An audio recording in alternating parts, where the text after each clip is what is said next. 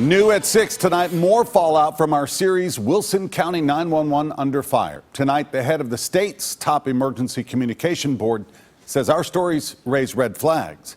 News Channel 5's Chris Conti has been working on this for weeks. And Chris, what's at the heart of the issue here? Well, Rory, at the heart of the issue is the number of times that callers who call into Wilson County 911 have to be transferred. And today, the head of the Tennessee Emergency Communications Board called that process disappointing.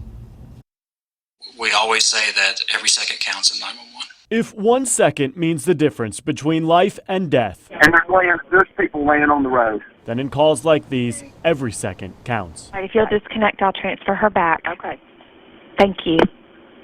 Catherine, I'm so sorry. Stay on the line, please. But in Wilson County, every single call to 911 must be transferred from a call taker to a dispatcher, prompting callers to repeat vital information multiple times. I believe that the person on the other end of the phone, when they're having an emergency, they really don't want to repeat that information. Curtis Sutton is the executive director of the Tennessee Emergency Communications Board. I've been transferred like 3 or 4 times. He says our stories showing some callers being transferred up to 3 times raises concerns. As a resident of Wilson County, would you want to be transferred multiple times as you're trying to convey an emergency? I would not expect to be transferred multiple times. I understand that the stories that you ran the last couple of days did show those instances. I would hope that that would not occur.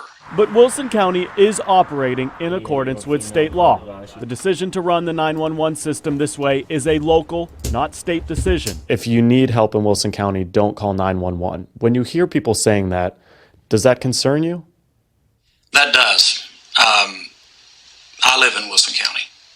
And if I have an emergency, I'm going to call 911. Because he knows a second can mean the difference between life or death. I'm always disappointed when I hear reports that that folks think the 911 system let them down in certain instances.